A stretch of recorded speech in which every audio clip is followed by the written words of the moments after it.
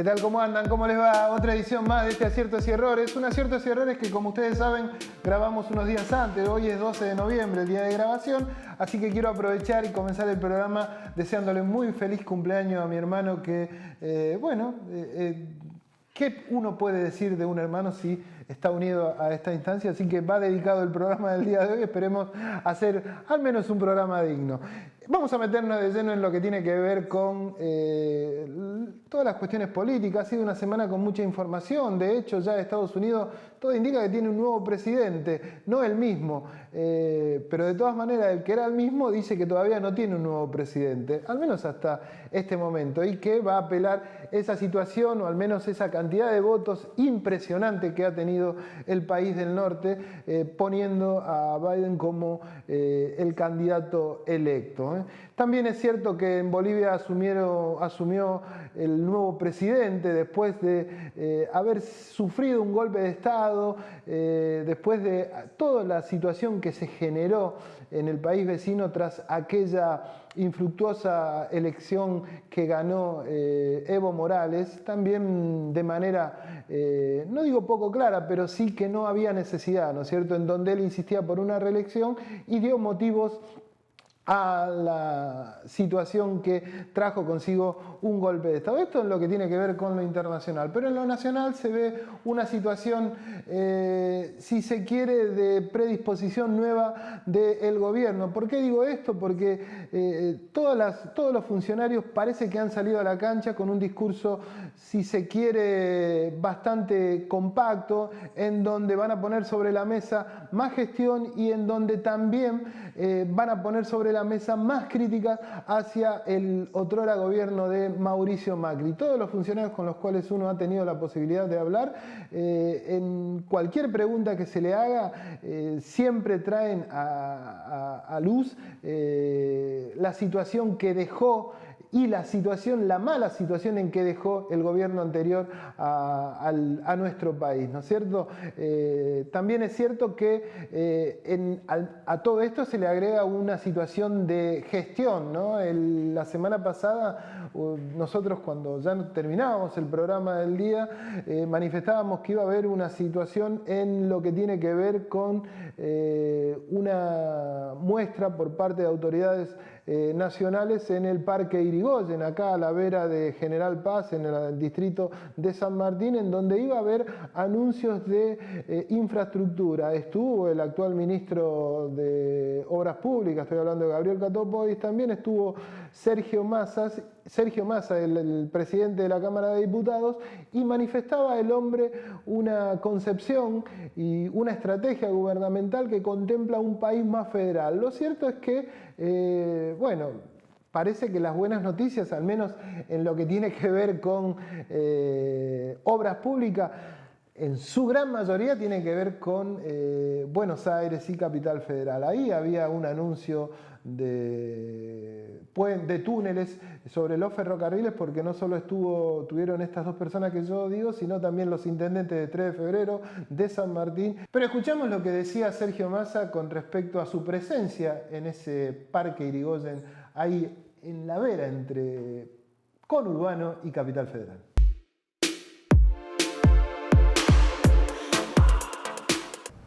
Yo creo que el desafío que tenemos es entender que hoy los argentinos no esperan peleas, esperan soluciones, y que el presidente está enfocado en tratar de resolver una crisis heredada, una pandemia que cambió la ecuación económica y sanitaria mundial y nos cambió la vida a todos, y que el llamado de Alberto como presidente, pero además creo que por el momento de la Argentina es el llamado a que entre todos trabajemos juntos para resolver los problemas. Y en eso además con una mirada que, como él siempre define, es la mirada del más federal de los porteños, básicamente porque la Argentina se va a desarrollar definitivamente el día que tengamos, desde el punto de vista de la infraestructura, de la educación, del ingreso per cápita, igualdad de oportunidades en cada rincón de la Argentina. Eso es pensar que de Ushuaia a La Quiaca tenemos la responsabilidad de invertir en infraestructura, generar empleo, consolidar el proceso educativo, garantizar conectividad, porque nos da la posibilidad de aspirar a una... Hay un dato que no hay que soslayar, y ustedes lo ven en las imágenes, ¿no? De esta semana que acaba de terminar, hay que reconocer que el día lunes comenzó la DISPO, o sea, este distanciamiento, esta nueva modalidad que tiene que ver con la pandemia, en donde uno pregona el distanciamiento entre otras cuestiones, ¿no? Y lo que se ve en las imágenes es que no hay mucho distanciamiento por parte de las autoridades. De hecho, el presidente de la Nación ha tenido que aislarse debido a que el propio Gustavo Vélez ha sufrido o ha contraído COVID y bueno, si bien el presidente, los resultados de los estudios que se hizo dieron negativo, también es cierto que uno veía a Alberto Fernández en este traspaso en Bolivia, digamos, con la asunción de Arce, y no veía mucho cuidado, ¿no? Veía reuniones, veía mucho acercamiento, así que me parece que es hora que las autoridades también den el ejemplo en estas cuestiones, ¿no? Esto no ha culminado, y esto lo manifiesto porque uno ve demasiada gente en la calle como distendida ya, como este anuncio de las posibles vacunas posibilite un mayor relajamiento, que me parece que viendo lo que está sucediendo en otros países, no debiera ser tal. Así que a tomar y a tener en cuenta estas cuestiones. Nosotros retomamos lo que veníamos mostrándole de ese jueves que sucedió ahí en San Martín y estuvieron presentes los intendentes que van a recibir obra pública para su distrito. Un paso a nivel sobre la calle Pedriel en San Martín y también un paso a nivel en la localidad de Sáenz Peña en el distrito de 3 de febrero. El que manifestaba un trabajo en conjunto es el intendente de 3 de febrero, Diego Valenzuela, cuando se le consultaba acerca de esta obra que se le prometió para su distrito.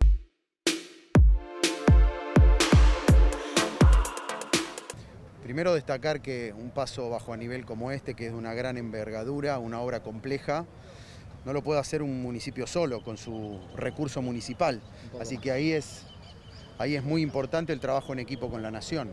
Y nos sentimos acompañados, y esto también lo quiero destacar, el trabajo en equipo en un marco de pluralismo con el ministro Meoni, sentir el apoyo del presidente, y yo cuando fui electo y ahora reelecto, siempre dije voy a trabajar con el presidente que votan los argentinos, porque eso no es un tema de partidos políticos, es un tema de legitimidad y también de solucionar los problemas de la gente. Así que es un túnel el que vamos a tener muy importante entre Sáenz Peña, Villarrafo y Caseros, que mejora la conectividad, que da trabajo, que también mejora el funcionamiento del ferrocarril San Martín. Yo soy de Santos Lugares, nacido en Caseros, y crecí yendo y viniendo por todas las cosas que uno hace todo el tiempo, el trabajo, el estudio, los amigos. Crecí en el San Martín. Así que ver que esas barreras que uno históricamente ha sufrido, hoy se van a levantar, va a haber una obra de calidad, que arriba del túnel va a haber espacio público, va a haber iluminación, realmente es una gran satisfacción. Así que a trabajar en equipo entre el gobierno nacional y el municipal y por supuesto en lo que corresponda con la provincia también.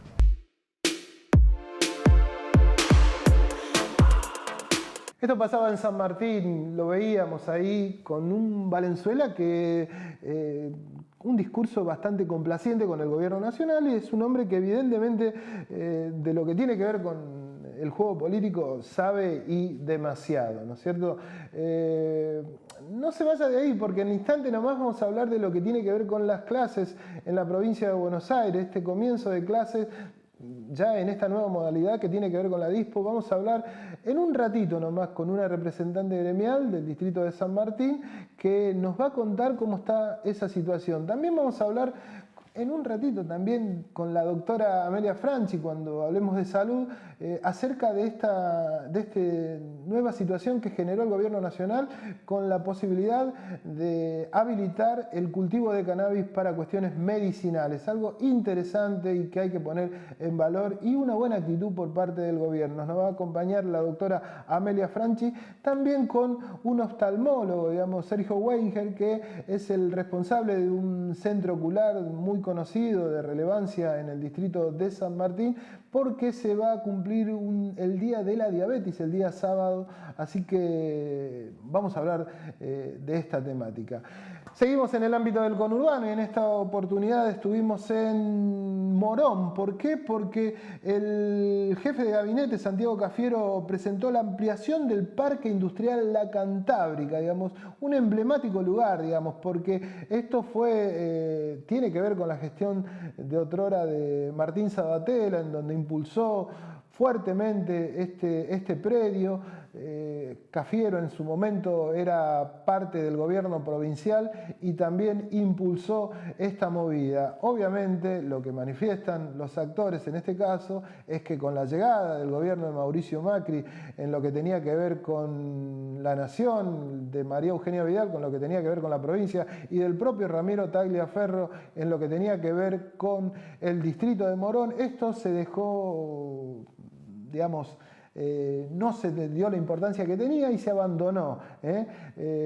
Ahí estuvimos compartiendo la presencia de Santiago Cafiero, que estuvo junto al intendente de ese distrito, Lucas Gui, y otras autoridades también, el ministro de Transporte, porque lo que el gobierno nacional impulsa que los terrenos públicos sirvan para generar empleo y trabajo, ¿no? Que me parece que es lo que corresponde, ¿no? Hablaba el jefe de gabinete Santiago Cafiero y decía lo siguiente.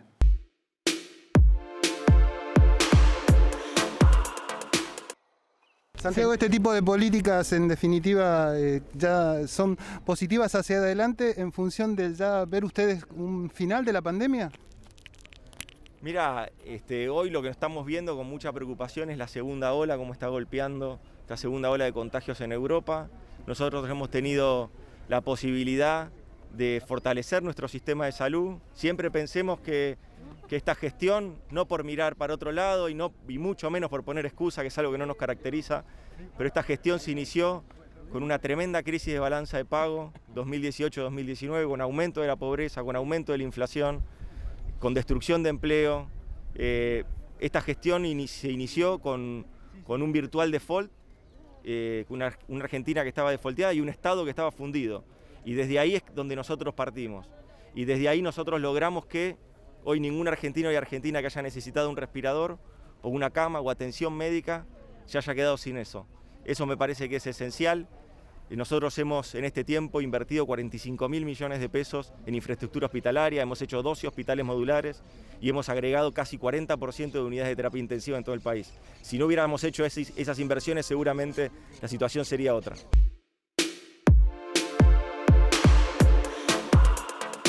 Aprovechamos la ocasión también para hablar con Hernán Sabatella, que es el jefe de gabinete del distrito de Morón, acerca de cómo estaba funcionando ese distrito en medio de la pandemia. Y también le preguntábamos, ya anticipando, porque en un ratito el que va a hablar es Mario Meoni, el ministro de Transporte, acerca de lo que va a suceder o de lo que tienen pensado que puede pasar con el aeropuerto de Palomar. Mientras grabamos este programa hay una movilización por parte de algunos empresarios y gente del Palomar que pide la reapertura de ese aeropuerto. Pero lo concreto es que tuvimos la posibilidad de hablar con Hernán Sabatella y nos hablaba de la gestión y de también la temática de Flybondi.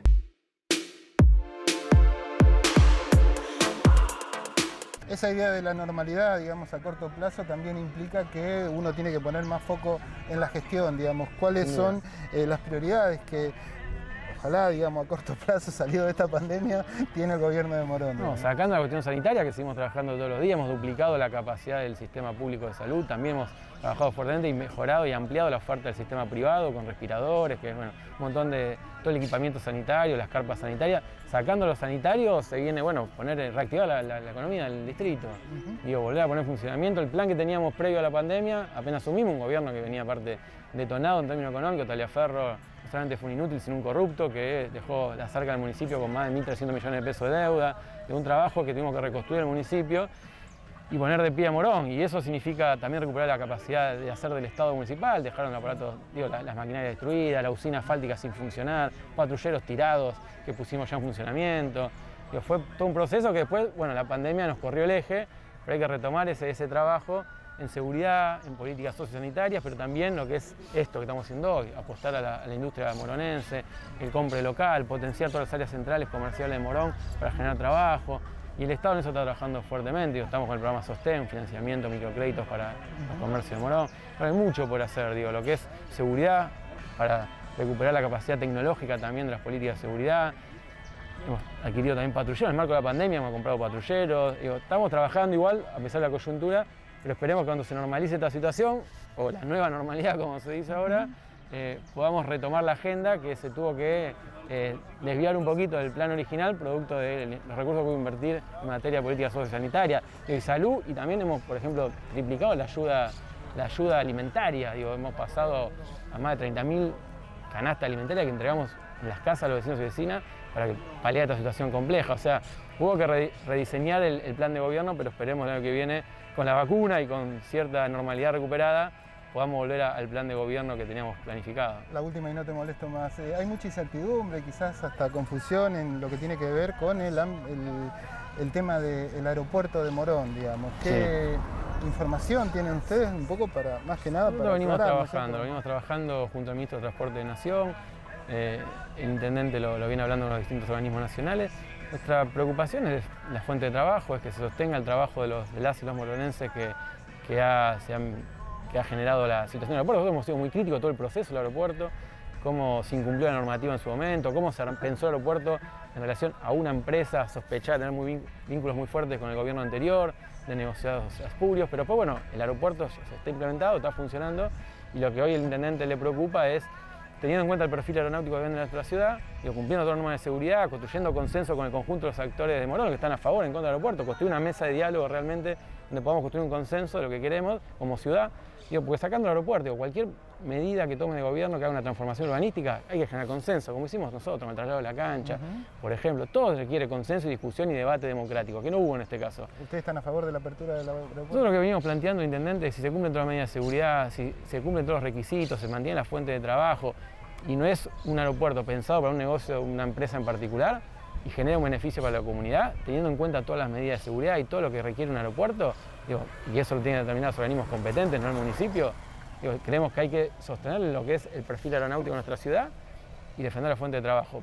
Por supuesto que lo que diga la justicia, porque también está judicializado el aeropuerto, y lo que digan los organismos competentes en términos de seguridad, de funcionamiento del aeropuerto, es lo que va a acatar el municipio. Nosotros entendemos que hay que hacer lo que la ley determine, lo que la justicia determine, y por supuesto hay una preocupación genuina de nuestro gobierno y del intendente de la fuente de trabajo que se fue generando. Te digo, nosotros fuimos muy críticos de todo el proceso del aeropuerto, entendemos que no se cumplió todo el debate que debería darse de cara a la sociedad, pero después es una realidad que el aeropuerto ya está funcionando, y en base a esa nueva realidad hay que rediscutir también cómo fue todo ese mecanismo, pero también pensar de acá a futuro y cómo incorporamos a todos los actores de la sociedad a esa discusión de cómo seguimos acá para adelante. Y eso es lo que está haciendo el intendente.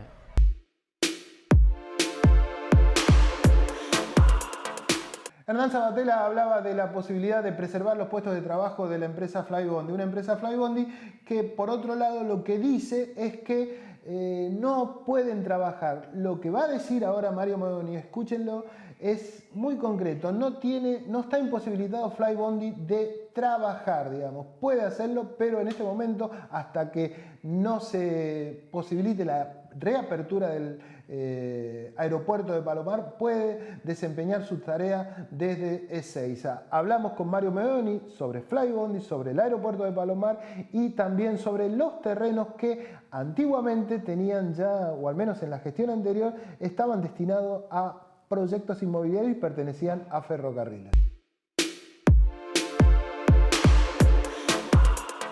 Ministro, ¿qué va a pasar con las tierras de ferrocarriles que, como bien decía el ministro Cafiero, ya tienen algún tipo de emprendimiento inmobiliario, digamos, de gestión anterior?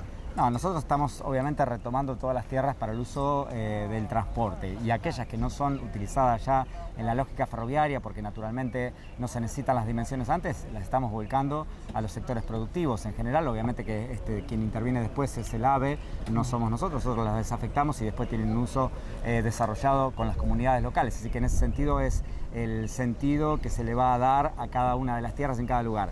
Naturalmente que estamos tratando de recuperar la carga ferroviaria de manera importante en todo el país. Estamos generando nuevos nodos logísticos, una inversión en infraestructura ferroviaria de vías muy importante que nos permitirá dentro de 24 o 48 meses el ciclo completo de construcción, depende de las áreas y las zonas, tener una cantidad importantísima de carga recuperada que va a hacer que necesitamos tierra para el acopio de carga previa a ese lugar. Ahora, esa condensación de carga requiere de espacios mucho más chicos que los que se utilizaban anteriormente, así que la idea es que podamos, comunidad por comunidad, ir evaluando junto con el AVE, que es el Administrador de Bienes del Estado, qué se hace con cada una de las tierras. Lo llevo a un tema que preocupa mucho a la vecindad tanto de Morón como de 3 de Febrero y Hurlingham, y es el aeropuerto de Palomar, digamos. Hay mucha incertidumbre en función de lo que va a pasar y más puntualmente sobre una línea, digamos, que está manifestando varias situaciones. Sí, nosotros la verdad es que no tenemos previsto ningún cierre del Palomar. Lo que ha dispuesto el organismo de control es por cuestiones sanitarias restringir las operaciones durante este lapso que tienen que ver más con el COVID que con la operación aeronáutica. De todas maneras, yo particularmente creo que debería estar operando en corto plazo. De hecho, está operando para algunos vuelos particulares, especiales que se han ido habilitando Flybondi, más vinculado con la carga que con pasajeros, pero creemos que en los próximos días probablemente se pueda volver a rehabilitar como terminal de pasajeros.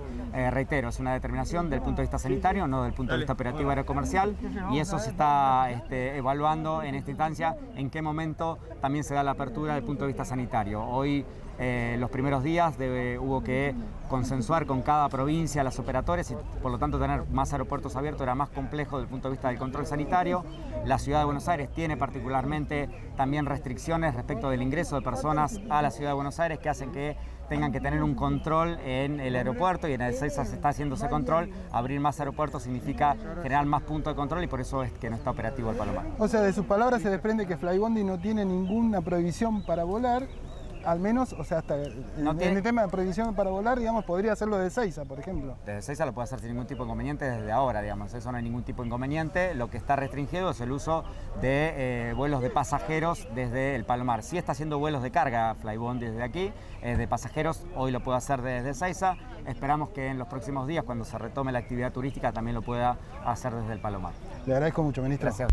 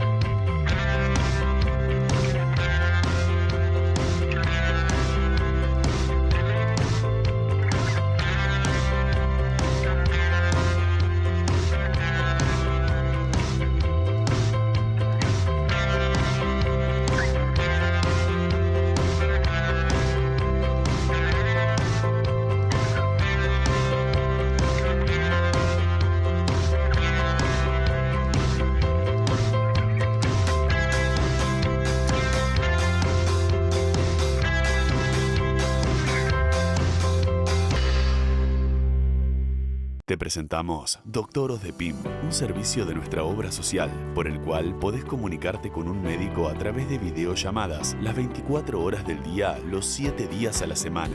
Baja la aplicación y sumate a la telemedicina a través de tu consulta médica online, sin salir de tu casa. OSDEPYM, te estamos cuidando.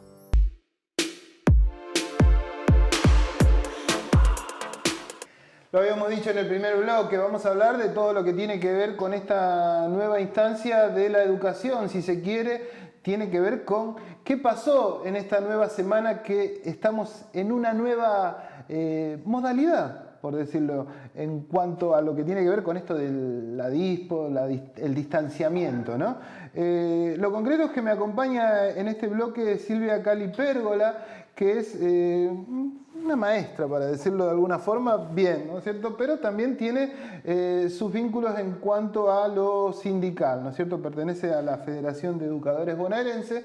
Y la idea un poco, Silvia, era que nos cuentes vos cómo han transitado esta semana y cómo, porque uno ha visto en los distintos medios imágenes de chicos en escuelas, digamos, más que nada en Capital Federal, ¿no es cierto? Algunos intendentes también del conurbano recorrieron algunos establecimientos escolares, también mostrando esta nueva situación que se muestra en las escuelas a poco tiempo de terminar el año, también hay que decirlo, ¿no? Sí, bueno, en primer lugar, nosotros tenemos una resolución, ¿sí?, que está enmarcada en lo que es, digamos, los acuerdos federales en educación, y para la provincia de Buenos Aires el documento es el plan jurisdiccional de la provincia de Buenos Aires con un regreso seguro. Tiene dos aristas, si se quiere entender. Una tenía que ver con, siempre depende de que estemos en riesgo medio, riesgo bajo. O sea, más allá de la dispo, hay una disposición que lo determina el Ministerio de Salud, o sea, las autoridades sanitarias. En función de eso, quiero aclarar algo, porque lo mediático pega todo el tiempo hablando del retorno. La verdad que nosotros no nos fuimos nunca, no estaríamos retornando. Bueno, eso es una de las cosas que se ha puesto sobre la mesa, y más que nada hay que decirlo, ¿no? Hay sectores que quizás manipulan un poco la información, y es cierto, ustedes estuvieron laburando durante todo el año, digamos, de una manera atípica que amerita con una pandemia única, digamos, que calculo que no la esperaban ustedes tampoco. No. Así que eso y la verdad, sobre la mesa, ¿no? Esto lo quiero resaltar porque nuestros compañeros han estado a la altura de las circunstancias, no solamente haciendo una extensión del tiempo, sino además respondiendo con sus propios recursos, con sus celulares, con su internet, con su computadora. Y quiero aclarar esto porque en realidad nunca nos fuimos, lo que sí se modificaron es el ámbito, digamos. No estamos en un ámbito edilicio, pero sí estuvimos en una extensión con presencia que es virtual. En función de eso, bueno, la verdad que hay que empezar a pensar en el regreso, pero bueno, no es azaroso. En realidad, todas las organizaciones y todos los actores van a ser partícipes y van a, primero, verificar si la forma de volver tiene las instancias seguras. La verdad que en esta resolución está muy claro, no resolución, sino en el plan jurisdiccional está muy claro que todos vamos a participar de ese regreso. A ver, ¿qué dice esa resolución? Sí, el plan. En términos, yo te cuento. En términos sencillos para que lo entienda la gente. En términos digamos, ¿no? Primero habla de los actores y segundo está dividido en determinados anexos que tiene que ver analizar lo edilicio, analizar las condiciones, porque a veces nosotros tenemos en algunas escuelas falta de agua, tenemos problemas de espacio, problema de baños, no todos los lugares tienen un espacio aéreo, ¿sí? Entonces hay un montón de cosas que hay que acordar y también tenemos personal que no sabemos si están dentro de lo que es el personal de riesgo. Claro, porque hay muchas personas, digamos, que con la edad, digamos, que no estarían en condiciones Entonces hay que hacer toda una planificación, porque la DISPO lo determina justamente. Habla de distanciamiento y el distanciamiento tiene que ver con los metros que se van a utilizar entre la distancia de una persona y otra, y lo mismo los alumnos y los docentes. Bueno, más allá de eso, me parece que dentro de este plan se dice cómo los actores nos vamos a ir encontrando y cómo vamos a desarrollar determinadas actividades previas a ese retorno seguro. A ver, Silvia, yo tengo algunas cuestiones personales y quizás hasta contradicciones, si se quiere, ¿no? Porque, en definitiva, uno tiene, ¿quién no tiene chicos, digamos, algún vínculo con chicos, ya sea hijos, nietos, sobrinos o lo que sea, que han perdido la posibilidad durante este año de concurrir a clases, ¿no es cierto? Quizás los más pequeños, en este caso a mí me hace ruido mucho los chicos, los más chicos, ¿no? Que no han tenido la posibilidad y han de esa manera perdido el contacto, el vínculo con los distintos chicos. Lo más importante. En definitiva, que eso es lo que quizás a mí más me hace poner en una situación, digamos, de, bueno, vuelvo a la clase si se quiere, o sea, esa normalidad que lamentablemente no se puede tener. Pero por otro lado, también veo que no están dadas las condiciones así como vos decís, y entonces también vi en estos últimos días distintas fotos de distintos actores, si se quiere, políticos, en donde reunían a chicos, digamos, con esta nueva disposición, en donde veían una especie de vuelta a la normalidad que no era tal, porque eran chicos reunidos en un círculo, Sí. expuestos, digamos, y me pareció más una situación para una foto que la efectividad que implica la vuelta concreta a clases. No sé si se entiende, Sí, ¿no? por ahí doloroso que queden cerrados solamente para una foto.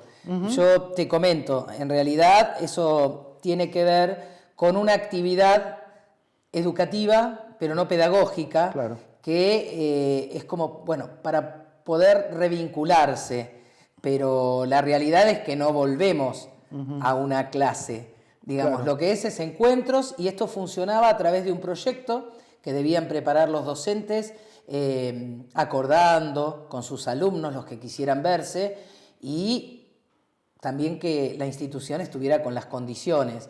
Esto de que no podían ser más de 10 alumnos, no podían ser más de un tiempo determinado, como 90 minutos, y bueno, y además con el material necesario para la sanitización. Claro, claro.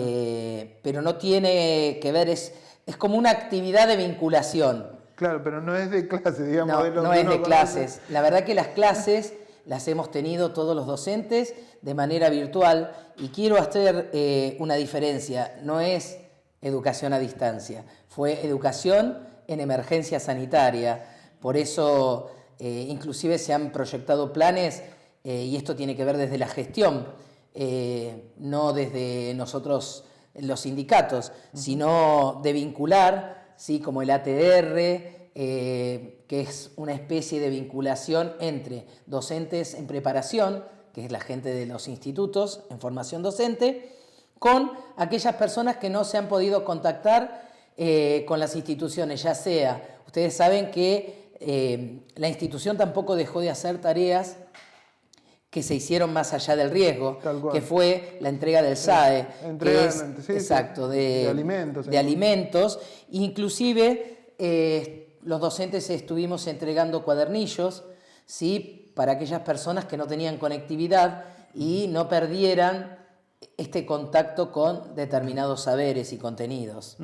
Se les critica mucho también, bueno, en cuanto a aquellas personas que, digamos, manifiestan esta intencionalidad de la vuelta a clase que ya viene desde hace mucho tiempo, la formación en cuanto a, o el resultado educacional en cuanto a este formato nuevo que se dio en este año. Digamos, ¿ustedes qué evaluación hacen en torno a eso? Bueno, en primer lugar te voy a contestar con algo que voy a separar lo mediático, porque a veces lo mediático es hiriente para todos los que estuvimos trabajando.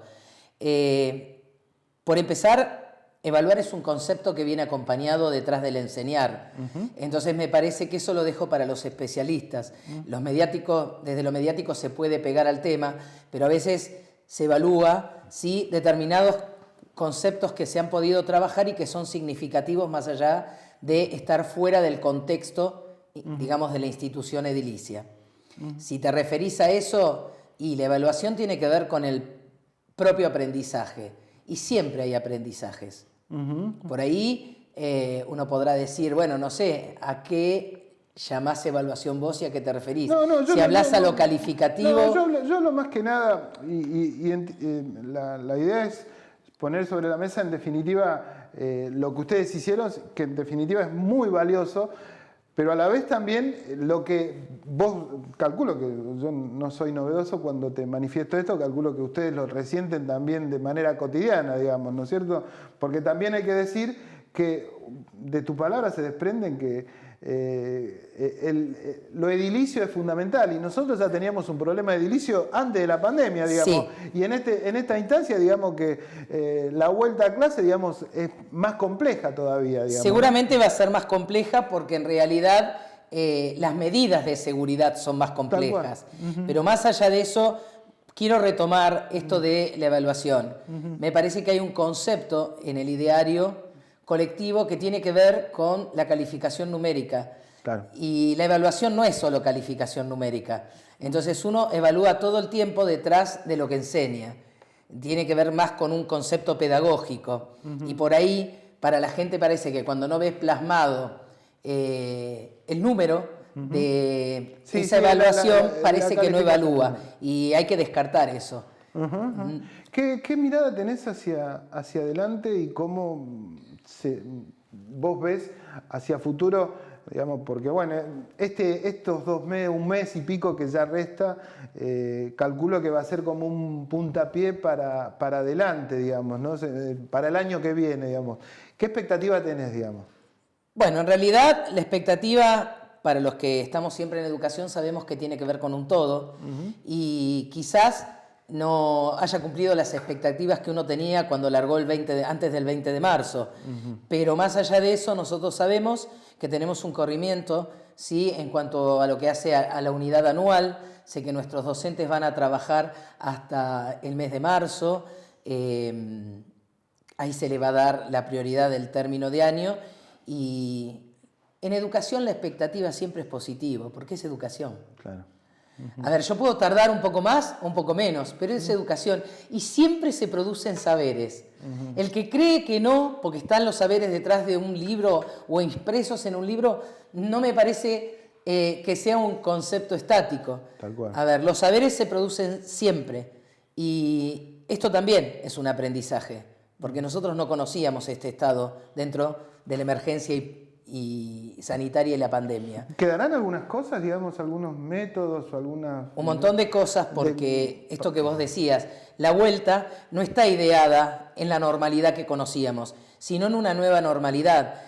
Lo estamos viendo cuando nos reflejamos en algunas noticias europeas, ¿sí? Donde ahora, digamos, en esto que vuelven al invierno y otra vez los casos, y hasta con mayor gravedad, por lo que dicen los diarios, son de mayor incidencia, ¿sí? Y el número es alto, por lo tanto no sabemos. Nosotros ahora pasamos al verano, como si tuviéramos un tramo de mayor tranquilidad, Sí, porque además nos reflejamos en lo que ya pasó en Europa. Y bueno, yo creo que... Bueno, ojalá tomemos conciencia de lo que está pasando en Europa después del verano, ¿no? Claro, pero nosotros en el medio vamos a tener la vacuna. Ojalá. Hoy hablábamos, antes de empezar, tenemos 3 laboratorios detrás, ya están en la fase 3, con resultados positivos más de 1, y bueno, me parece que en eso el tiempo nos acompaña. Te vuelvo a decir, van a quedar muchas cosas, porque además me parece que este modo de trabajar a través de lo virtual no se vuelve. De eso no se vuelve, me parece que va a estar instalado también en determinados procesos nuevos de aprendizaje. Silvia, te agradezco mucho. Antes de irnos, ¿hay un pensamiento distinto entre la educación privada y la educación pública, digo, en esta situación? Primero voy a hacerte la aclaración. La educación es pública porque está enmarcada, Bueno, ¿sí? Está bien, en la ley. Pero Claro. lo que quise decir entre establecimientos públicos y establecimientos privados, a ver si se... No, en realidad me parece que es lo mismo, porque la supervisión emana siempre del Estado. Por lo tanto, debiera ser lo mismo. Ahora, si vos te referís a si hay una diferencia o no, las diferencias las da el estado de vulnerabilidad a veces de nuestros alumnos, claro, pero no en sí los programas, ni los contenidos, ni el diseño curricular. No, decía esto en función de que por ahí a veces veo que hay más presión por parte de las entidades privadas por reiniciar a toda costa, por una cuestión inclusive hasta de necesidad de cobrar la matrícula, por decirlo, que, no sé, de la educación en este caso. Igual te cuento, no es azaroso, por eso te dije, la supervisión siempre queda en manos del Estado. Y el Estado tiene que dar las garantías de la igualdad. Ojalá las dé. Silvia, sí, gracias. No, por favor. Gracias a ustedes por el espacio. Nosotros vamos a una pausa y esperamos haya sido bastante claro esto que tiene que ver con una temática que no es menor y tiene que ver con la educación de nuestros chicos. Una pausa.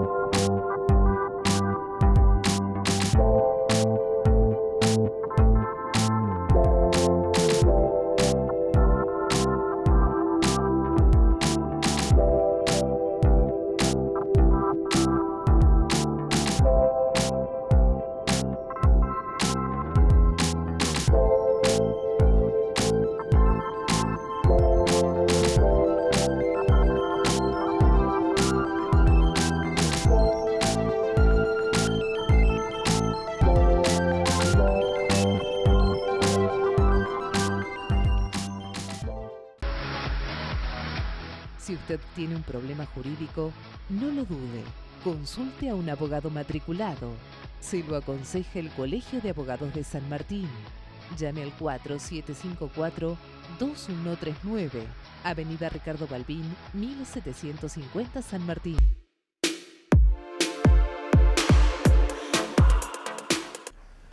Último bloque de este Aciertos y Errores y como siempre vamos a hablar de salud, digamos, algo que la semana pasada estuvimos hablando de la vacuna, hubo bastante polémica en función de lo que manifestaba el propio doctor y en función de también lo que le manifestaba nuestra columnista estrella, que es la doctora Amelia Franchi, ¿no es cierto? No quiero empezar el bloque este sin antes manifestar lo que decíamos al comienzo, ¿no? Hay un hecho que es sumamente relevante y tiene que ver con la actitud que ha tomado el gobierno nacional, que es la de legalizar el cannabis, el autocultivo de cannabis para el uso medicinal y el expendio de aceites en farmacia. La verdad que hacerlo mediante un decreto habla, y esto es personal, habla muy bien de esta gestión, al menos en este aspecto, ¿no? Porque es algo que en lo personal tiene que ver con, esconde mucha hipocresía, y ya está, creo que está, lo van a decir ellos, yo ahora lo voy a tirar sobre la mesa, pero creo que está comprobado que el cannabis es de bienestar en lo que tiene que ver con el uso medicinal, ¿no? Así que, insisto, una iniciativa a considerar y muy importante por parte de las autoridades, más precisamente porque esto es un decreto, lo que tiene que ver con el Poder Ejecutivo. Antes que nada, doctora, buenas noches, gracias por su presencia. Nos va a acompañar en este bloque Sergio Weinger, que es oftalmólogo, y vamos a hablar con él porque ayer se cumplió el Día Mundial de la Diabetes. De la diabetes, ¿no? No de la diabetes, sino de comunicación acerca de los riesgos.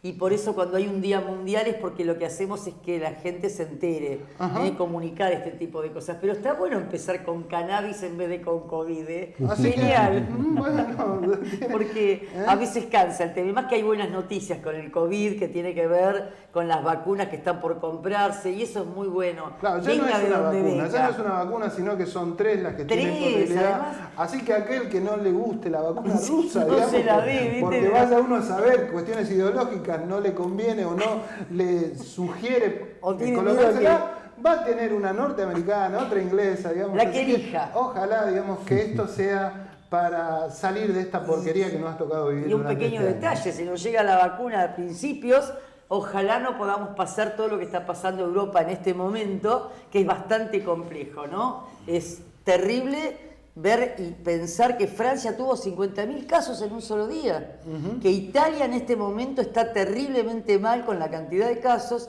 así que vacunémonos, mantengamos distancia social y a lavarse las manos, ¿no es cierto?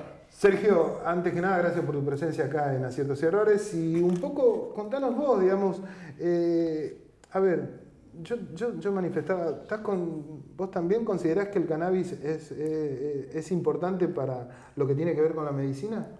Mira, realmente no conozco mucho el tema, sí sé por referencias que es así. Obviamente, cuando esté justificado. Pero bueno, eso yo creo que sabe más Amelia.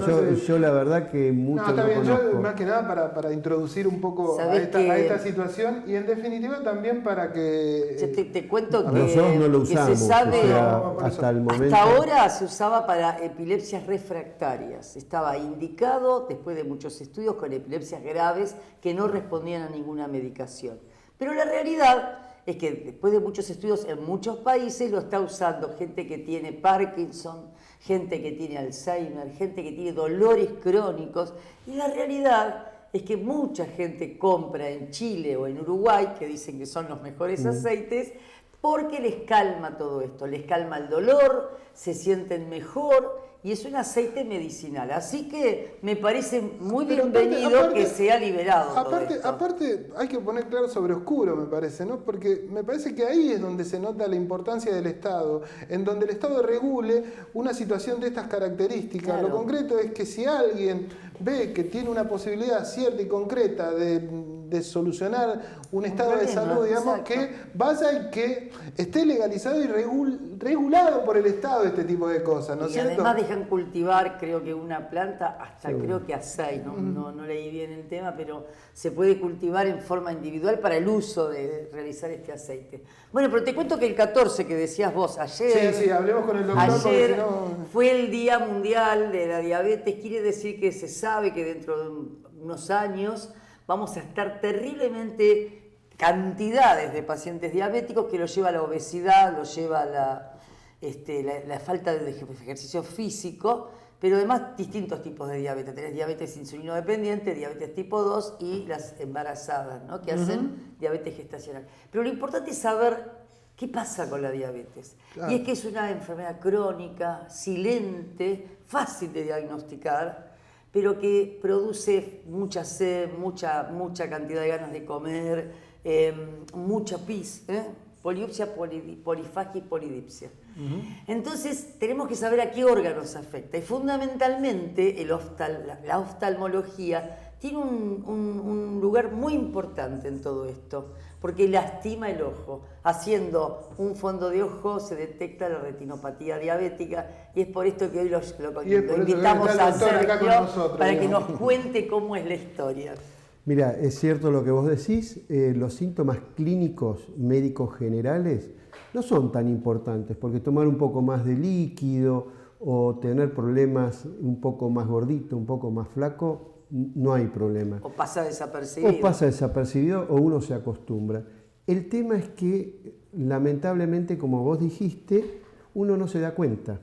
Si uno no lo busca, no se da cuenta. Entonces, la diabetes tiene fundamental acción sobre el ojo, riñones y sobre la parte circulatoria periférica, o sea, los dedos del pie, que a veces pierden un dedo de un pie, o pueden perder un riñón o los dos riñones, o pueden perder la vista definitivamente. Hoy en día, para diagnosticar es muy fácil, o sea, con un solo fondo de ojo uno puede ver lesiones incipientes. Hasta inclusive te digo más, acá en San Martín desde hace más o menos 2 años tenemos nosotros un equipo que te saca una foto y no hace falta dilatar la pupila.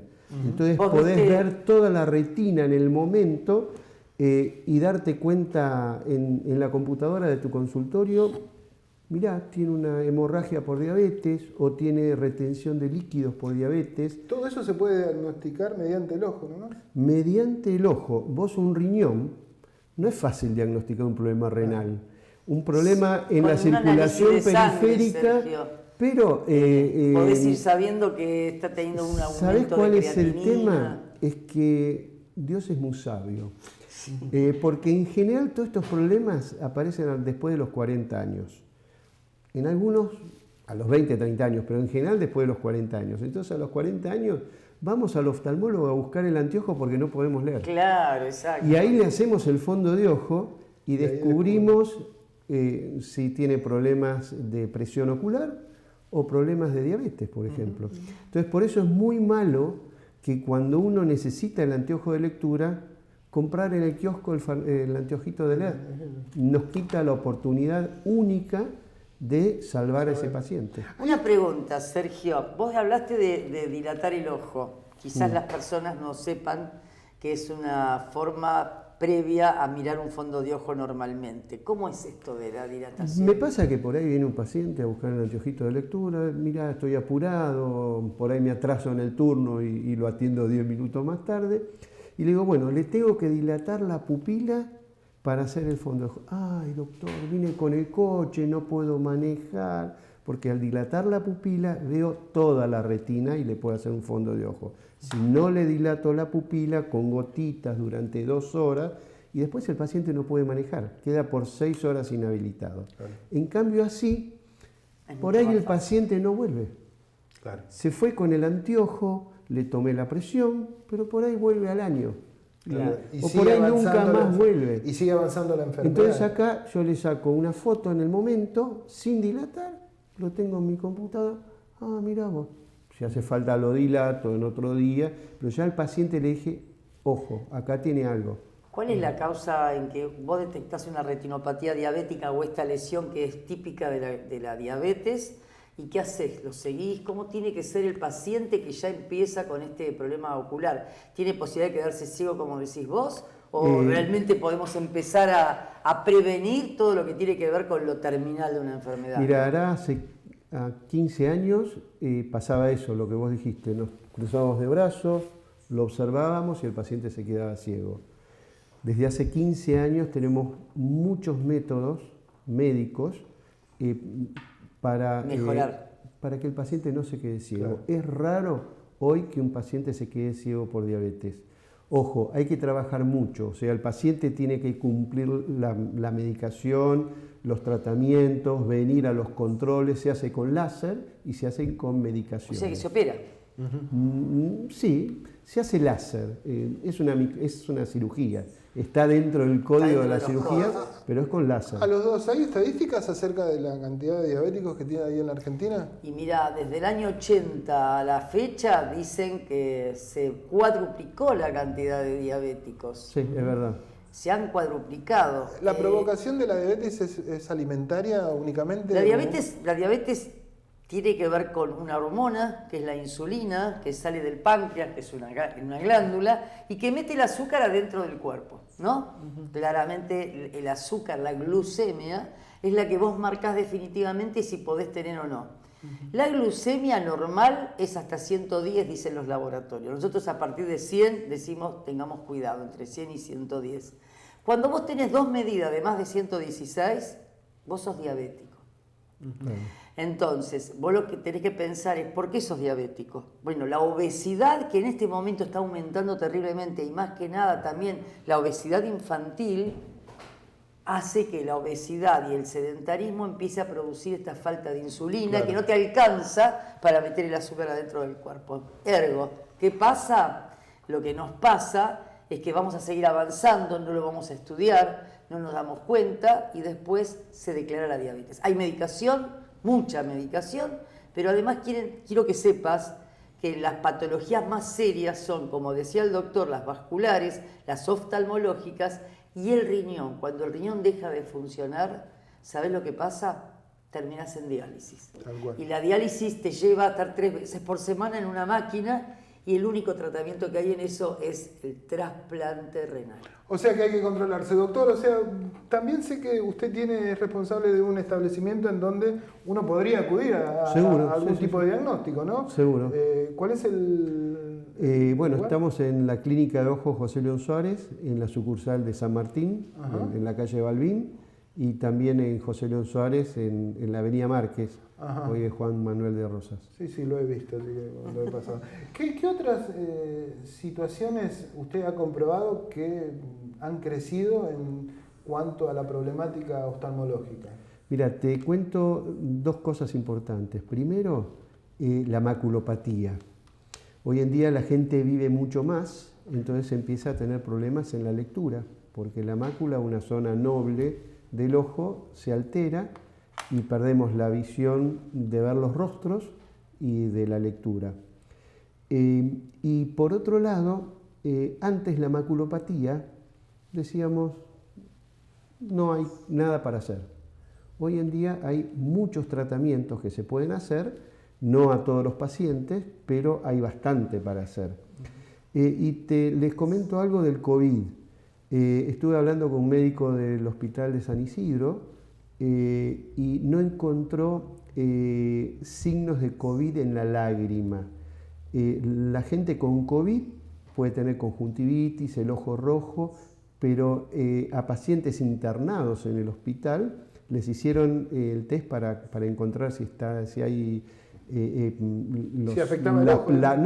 No es afección, sino si está la proteína, el PCR, de la secreción lagrimal y no la encontró. ¿Y eso es bueno? Eso es bueno, eso es muy bueno. Sí, para nosotros es muy bueno. En realidad lo que se plantea es que el virus ingresa por la parte respiratoria, nasal u ocular. Por eso los anteojos que se utilizan y demás.